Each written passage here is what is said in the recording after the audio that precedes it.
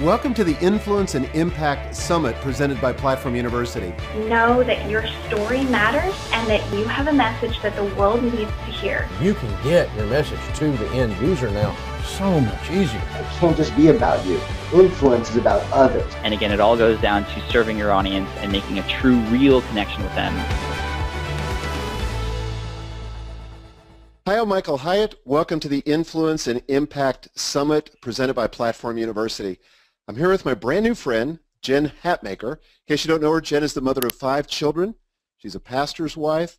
She's a best-selling author, a sought-after speaker. She's also the star of the television show on HGTV, My Big Family Renovation. And her new book, For the Love, has been on the New York Times bestseller list since it was released in August. And I've asked her to come here today to share her insights and best practices for expanding your influence and creating more impact. So Jen, welcome. Great to finally meet you. Yeah, thank you. Thanks for having me. We have so many people in common. I can't believe this is our first face-to-face as it is. Great to meet you. Thank you. My team has talked so much about you and just raved about you, especially Chad on my team. So. He's my guy. Yeah, I trust whatever he says. So for people that don't know you, can you just tell us a little bit about what it is that you do and what excites you about what you do? Totally. I sort of stumbled into my life, to be honest with you.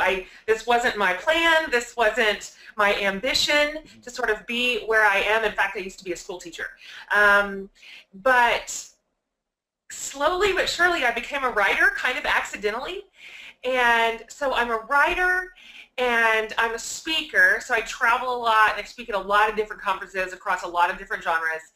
My husband Brandon and I live in Austin, Texas, and we have 5 kids. We've got just 3, sort of the regular old way that you have kids, and our youngest 2 are adopted from Ethiopia. Awesome. And, yeah, and we lead a church here in Austin called Austin New Church. We started it in 2008, and we lead a big nonprofit that we started this summer. So, you know, we're bored. We're so bored. Our life is so boring. Well, you know, interestingly, one of the things we have in common, I have 2 grandsons from Uganda. I know that. And they're precious, and Gail and I have been to Ethiopia. We went with the Women of Faith crew, including Max Lucado and Mary Graham and a bunch of folks, and had a phenomenal time. We fell in love with the Ethiopian people. What an amazing culture. It's my favorite country in the entire world. Beautiful people, beautiful culture, food, the music. I love every bit of it. We go at least once a year. And just value the people and the place so very much. That's so awesome. Well, today you've got this New York Times best-selling book. You've got a hit television show. You're speaking on the Women of Faith tour. You're speaking a lot of other places besides that. So I'm sure you were an overnight success.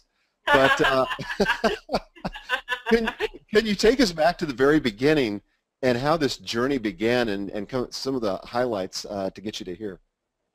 Yeah, it just cracks me up when people say, well, man, you just came out of nowhere. I'm like, nope, that is so not true. You just didn't see. I wrote my first book, and mind you, nobody was asking me to write it. It's not as a, hey, Jen, we would really like to hear from you in print form. That was not a thing. I wrote my first book in 2004, primarily because I just had something to say. And I've always loved writing. My whole life, it just never dawned on me that I could make a career out of it. My vision was not big enough for it at all. I just thought, well, this is something I'll just sort of do on the side, or I don't really know. I had no idea where that was going to fit into my life. But I wrote a book, and then I thought, well, what do I do with this? What am I going to do with this little book? And I took it to a writer's conference in Glorietta, actually. In fact, somebody paid my way. I don't know to this day who did. Wow. Paid my way to go for a 5-day conference and brought my little book proposal, which I didn't even know what that was. I spent 1 month just trying to figure out what that was online. And it just was met with enthusiasm and just a lot of support. And I walked away from that conference with quite a few offers for it, which honestly could have just blown me over with a feather. And so it just developed. You know, you find this tiny little foothold, and I do mean tiny. The foothold was tiny, which is why people think I just came out of the thin blue air 3 years ago. I wrote a lot of books that no one ever read. But you know what? I'm going to tell you that I don't regret any of that, not one day of it, not 1 ounce of work. not 1 minute of obscurity. It was so good for me to develop my craft, to learn what it meant to be a writer, to find my voice, to practice in relatively low stakes environment. I mean, when not a lot of people are buying or reading your stuff, you're kind of like, well, let's just give this thing a whirl. I mean, you kind of have freedom, and I didn't really have an online platform at all at that point. I mean, this was 2006, and I'm a late adopter to all things online, and so I developed kind of outside of the public eye, and I'm grateful for it. I needed those years. I needed those years to develop. So what were some of the inflection points? You know, even before we get to the television show, what were some of the inflection points where your growth just, you know, took the next leap to the next level? I would say that, first of all, the bedrock of the inflection points was humility. There's just, I talk to folks all the time, they're like, I want to do what you do, right? I want to speak on big stages, and I want to write big books, and I want to have a big influence, and that's all noble. I mean, that's good work, and it has a purposeful and meaningful. But there's a lot of humility and work that goes into that for years. I mean, years and years and years. And so I developed that. I would not say that that's innate to me, but I developed a capacity for rejection. I certainly developed a capacity for instruction. You know, I had a lot of people telling me, you know, you're not bad except for these 10 points. So I learned how to take a lot of critique and criticism, and it made me so much better. And so I think coming into that early season without a sense of entitlement, honestly, I was just glad to be in the dance. Seriously, I was just glad that I could write something on my laptop and somebody would put it on a page.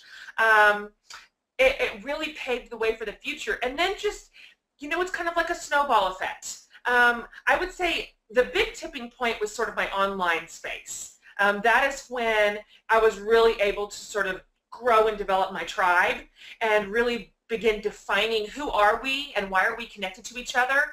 And it just one thing leads to another, and then the next thing you know, we're on HGTV. So I know I left out a bunch in there. I'm like Seinfeld, yada, yada, yada, and then we were on TV. So when it comes to the TV show, how did that come about? I mean, I'm just fascinated by that. Right? I'm still fascinated by that. So there's an executive that we love at HGTV, and she was a reader of mine, just the same old way that everyone has readers online. And she had been sort of following a lot of the content that I put out there, and something I wrote on my blog caught a little wind, and I ended up on the Today Show for it. And she emailed me that next week and just said, listen, we really think that we might be able to develop a show with your family because we have this loud, colorful, literally funny family. And she said, I think we can translate your family dynamic to our network. Like, would you be open to a phone call? Well, I'm just, what in the world, right? I mean, you can't even admit that. And so we just thought, well, what is this? And so as it turned out, we really had the best experience with HGTV. So we bought a house 4 minutes away from our other house, an old farmhouse that was sad, sad days, and we renovated it with the network and had a whole series, and it was so fun and such a blast. And we're still in like really good relationship with the network, and in fact, the DIY network is airing the whole series starting in a couple of weeks, and we're working with them, and it's just, you know, we made all these plans for our life. We're like, okay, God, this is what we're going to do, this, and this, and then you'll give us a happy life. And, you know, he just didn't really listen to any of it. So we no longer plan our lives anymore. We don't know what's ahead. Just show up every morning and see what's on the agenda. Yeah, it's awesome. Okay, so today you have this vast platform. I'm sure it's beyond what you could have ever imagined back in 2004. What does that mean to you today to have as much influence? Is there a scary part of that? Or how do you think about it? It's incredibly sobering, very sobering. I mean, sometimes when I let my mind really think about the scope of the reach and how quickly and easily it is to sort of speak into and influence my tribe, it'll almost take my breath away. And so on one hand, it's a great sense of responsibility, and I feel the weight. I really do. I don't take this casually. I don't take it lightly, and I don't take it for granted. And so for whatever reason, here I am. And for whatever reason, I have this beautiful community, and they're loyal, and they're smart, and we have a lot of traction together. We have a lot in common, and we're geared toward a lot of the same goals. And so around our commonalities, I take leadership very, very seriously. And I'm always thinking about it. It's always strategic. It is never just throw it against the wall and see what sticks. Because it's real people. You know, it's sometimes there's this degree of separation because so much of it is online. Or it's distant, it's remote, because I'm an author and they're reading the book in Fort Lauderdale, you know, so where there's just not this proximity. But I never forget, these are real people with real hearts, with real problems, with real issues, with real passions and real families. And so I care about my people deeply, deeply, deeply. And so my mission and my goal is to lead with honesty and to lead with integrity, and to lead with humor and goodness. That's awesome. I'll tell you a big takeaway I just took from that, and I think for the people watching, this will be huge for them. You got to care about the audience you're trying to reach. You've got to love those people. And I've met some authors, sadly, in all my time in publishing, that kind of had a disdain for their reader. You know, they just didn't respect them, and that will never serve you. You really do have to love those people passionately. Absolutely. Yeah. That is a non-negotiable. That's literally the foundation of what I do. And I hope that my readers know that. I communicate it in every which way because it's true.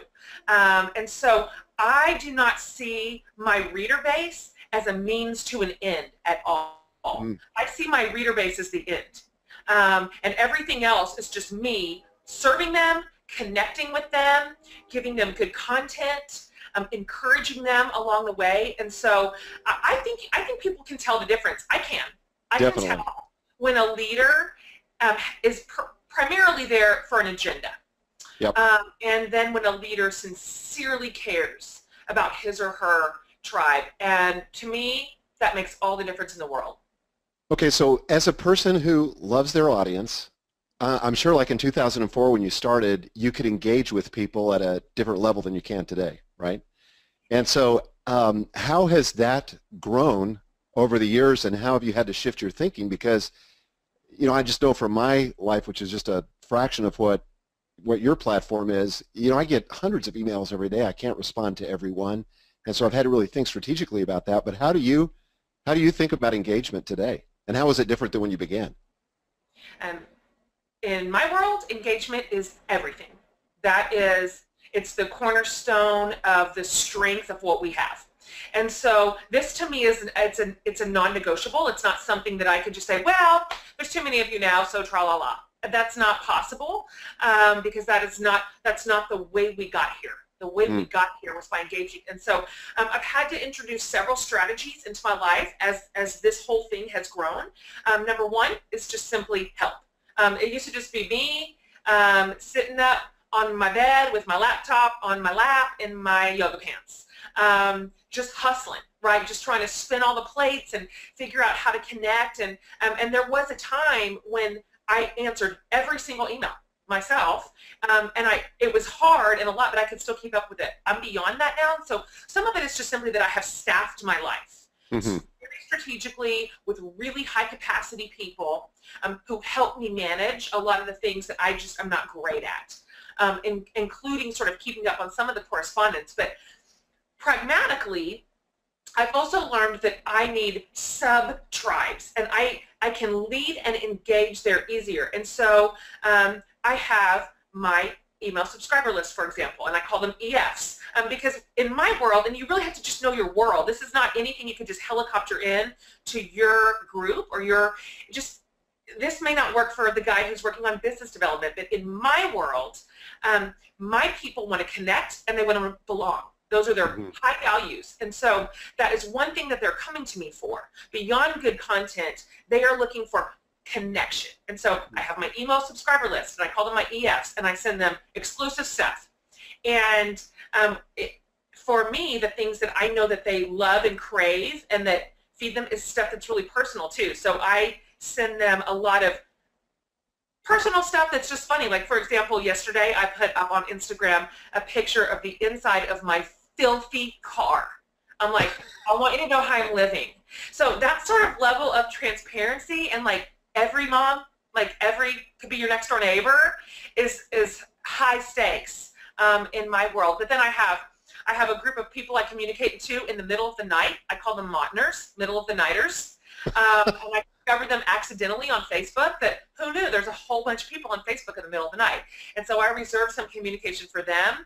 I have a separate online place for my launch team for my book, and we've built a whole community over there. And so I've subsetted my people a little bit so that even within the greater community, everyone can find their space, and I can engage with them in real specific and unique ways. And I have just found that to be delightful, not just for my readers, but for me.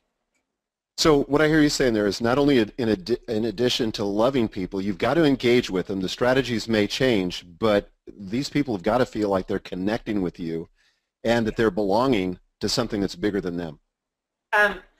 Absolutely. My people do not want to be talked at. They're not just coming to me for content. And there are some providers who that is your bread and butter, is simply the content, that you are not making an emotional connection with the people who are following you or that you are leading, and that's okay. There's a place for that. That's a certain type of leadership. In my world of leadership, connection is everything. And so that means I kind of have an instinct for balance. Like I can feel it in the tribe when this is a good time for really strong content. So I'm going to write a whole piece, or I'm going to bring up a hard conversation, or I'm going to lead us through a discussion that has a lot of relevance and weight culturally right now. And then sometimes I realize I need to talk about trash TV. That's where we're at today. We need a laugh. We just need a sort of a seemingly silly connection, but none of it's silly, and it's all purposeful. Yep.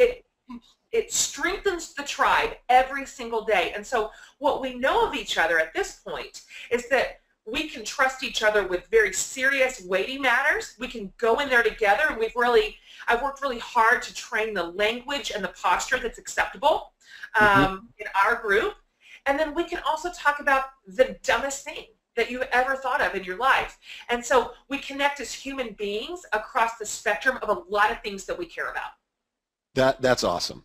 I think that really works too. People want to connect with people. They don't want to connect with, an image or an institution. They want to connect with real people. This is kind of a tough question, but if you were a consultant to yourself, like you just kind of parachuted in, you were hired by you to assess you, what would you say your secret sauce is? What is it that you do that's different than everybody else that's kind of allowed your platform to mushroom? Yeah. Ironically, if I had to answer that truthfully, I would say that I have learned to not entirely set aside, but put a much lower priority on self-preservation. And in a twist of irony, that has actually increased my space and increased my platform. So I would have said probably 5 or 6 years ago, I was a lot more cautious about what I would say, cautious about what I would share. And there's a place for discernment. I hope you don't hear me saying that now I'm just willy-nilly. But there were things that I would have just held a little tighter, not because it was private, because I was just afraid. Yes. I was afraid of backlash. I was afraid of just what people would think of it, how they would respond to it. But as my skin has gotten thicker, which is part of leadership, a necessary part, and I wish there was an easier way through it, that there is no easy way through it except just to go through it and develop chops. But as my skin has gotten thicker, I've realized self-preservation does not work for my community. You sense it. You sense a holdback. You sense a sort of PC answer or a PC version of myself. And so at this point, I would say my secret sauce is almost embarrassing transparency. I mean, and really and truly, like even in matters of theology and things that are serious and have a lot of weight to it, for me to come in and say, I don't know about this, or I have a different idea than most of the people in my world. And I have just found that the honesty and the human element to that draws people in, does not push them away like I feared. Do you ever struggle with fear? I mean, at this place in your life where you've accomplished so much, is fear something you have to deal with like the rest of us? Yes, yes, it is, and I work on that. I teach against that, and I coach against that, and I encourage against that, and yet it's just a fact of life. And so for me, I value so much my people. We have something so beautiful and so powerful. And I mean, we've done amazing work together in my community. We have served people around the whole world. We've raised hundreds of thousands of dollars. I mean, we've really created something beautiful. And so it's so lovely that I feel so protective of it. And so there's a fear element there that the boat could get rocked. And the fact is, it could. It could. People could walk away tomorrow. Something could happen. It could crash and burn. We've seen it happen to people 1,000 times, that they have this thing and it's gone in an instant. And so I have to just remember that I am not in charge of outcomes. That is not in my wheelhouse. I don't get to control what people think of me. I don't get to control what they say about me or what they write about me or how they feel about me. That is outside of my control. So all I can really do is make sure that day in and day out, I am staying true to myself. I'm staying true to the community. I am remembering that this is not simply about me, but it's about our shared value system, and I know what they're coming to me for. I'm a niche. I'm a niche, but it's a niche that they want and that they crave. And so I'm going to stay in my lane. I'm going to run it with the most integrity that I can muster, and everything outside of that is outside of my control. Yeah. So you don't worry about that? I would say that I don't want to worry about that. That's for people. But yeah, I don't actually spend a whole lot of energy thinking like this could all be gone tomorrow. It could all be gone tomorrow. And if it is, okay, onward. Onward. In the meantime, this is on my plate right now. This is the influence I've been given, and I'm going to steward it to the best of my abilities. Great. Let's talk just for a minute about books, because I come from the book world. I still believe in the unbelievable value of books in people's lives. Where do books fit in your overall strategy and in your own content creation? What priority does it play? That's where I started. Books were my starting place here. Of course, like every writer, I'm a lifetime reader. So I'm with you. Books are my bread and butter. And to me, that's the core, really, of what I do and I think what I'm good at. Everything else, as you know, sort of, it comes around it in layers. There's, who knows, who knew that you're going to be a writer, but then you also have to be an entire community developer. And so some of those things I've learned to do as an outcropping of being an author. But I've written 11 books at this point. And so I've written 11 books in about 11 years. And it's where I feel like I thrive, and it's how I think I do my best work, and it's one of my best gifts to my people. And so I've had to learn how to balance it. Speaking, for me, developed out of book writing. As you know, when you write a book, people think you can. And so I did not know that I could do that, but people expected me to do it. So I learned it's not my best skill set. I have to work really hard at it. It's not my natural giftings. And so for me, I would say, like, for example, speaking became so enormous and so encompassing and so taxing that For the Love came out in 2015, and the previous book I wrote in 2010. So I had a big gap there where I simply did not have the bandwidth to do it, and I felt it.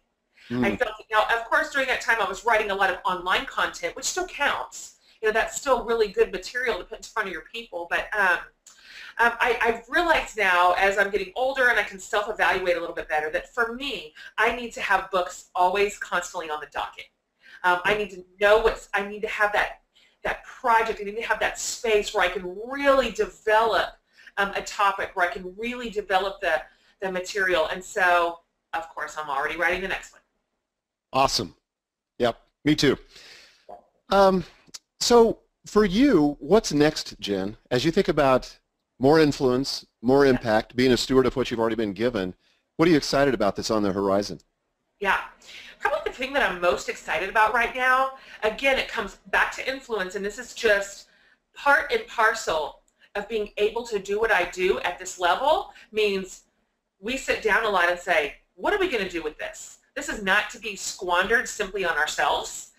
This is not even simply to be enjoyed. It's to be stewarded. And so my husband Brandon and I, for the last year, we sort of dreamed up a nonprofit, and essentially at its core, it's a giving circle. And so because we have developed trust for all these years between ourselves and the people that we lead and write for and speak to, we have this huge nonprofit called Legacy Collective, and we have givers from all over the world, some as little as $10 a month, and the most really at $250 a month. So we're talking about ordinary people, because that's our tribe. We're ordinary folks in ordinary life. That's how we deal, and that's who we connect with.